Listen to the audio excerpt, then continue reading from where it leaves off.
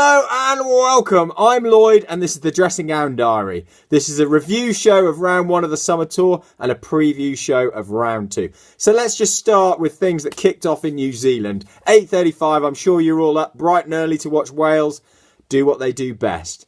They win all the plaudits with the way they play, but they don't win anything that counts. They've done the usual thing against the Southern Hemisphere. They were leading up until the 61st minute and then just got blown away. The score is not reflective of the game. The first half had everything. It was basically like watching sevens. Both teams going hammers and tongs, stretching play all over the place. Some mistakes caught in there, but I don't think that's a bad thing. Actually seeing open rugby like that, if it was like that every week, we would love it. The issue is obviously in the Six Nations, the way it's structured, that there's too much of a premium on not losing in the first rounds. Now I know that these are all 3-match series, but I think Gatland's finally realised the only way we'll ever do well against New Zealand is you've got to throw the ball around, you've got to push them. I mean, George North was electric. Every time he got the ball, he stretched New Zealand in a way that they hadn't been for a while. Now, this was the first game they played since the World Cup final, so they were always going to be a little ring rusty.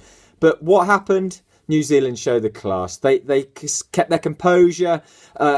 Sean Edwards should hold his head in shame. That was a shocking quick tap penalty to concede. Wales were leading up until that point. I mean, the second half score showed where both teams are. New Zealand emptied their bench and strengthened. Wales emptied their bench and only managed to score 3 points. New Zealand in that same time period scored 3 tries. And that fundamentally is the difference that Wales and New Zealand have. That is why New Zealand are the world champions, and that is why Wales flatter to deceive. It's thoroughly disappointing. What's going to happen this weekend? Well, first off, let's conclude a wrap-up of well, why not? We'll jump back. So this weekend, I mean, Wales had a shocking midweek game. Were really shown up by a second-string Chiefs team with a second-string Welsh team. But there's nowhere to go. Wales have a strong platform, but they don't have a strong bench. And that is what's coming forward in World Rugby these days. You need your full bench to add impetus to the game as it's coming into its dying embers. And Wales have been unable to do that. So this weekend will certainly be a challenge. Can Wales find any way of getting a victory? Again, you know, I think this is very unlikely. I predicted that the only chance they'd have of a first Welsh win in New Zealand would be the first round. I think that's gone. I think New Zealand will improve, and Wales, now it's a matter of keeping the score probably within 30 points. So the second game of the weekend saw some massive calls here. Australia were on top against England with the first 20 minutes, and Eddie Jones showed why he's one of the top world coaches. He made a massive call. Luther Burrow wasn't playing that well, but the structure of the team wasn't working, so he changed it up, pulled him off. George Ford, who was woeful against Wales, got booed, came on, suddenly the game ignites. James Haskell had a phenomenal game, and suddenly England had produced a win in Brisbane that they hadn't done in as long as you can remember, and they've never won a series in Australia, so they've got the opportunity to close that out this weekend. Itoje is now turning into one of the greatest players of the last probably 10 years. If the guy carries on the progress he's making, he will be the world's best with him. The world is his oyster at the moment. So, you know, England have shown under Eddie Jones a different type of play. They are aggressive, they are physical, they're winning the ball. I mean, James Haskell, some of the hits he made at the weekend were unbelievable. So England can really go on and close this. I do believe that they've probably got to close the second one, because I think if it went 1-1, they might struggle. So phenomenal performance. Congratulations to England on their first win, and I do hope that they can close the series tomorrow.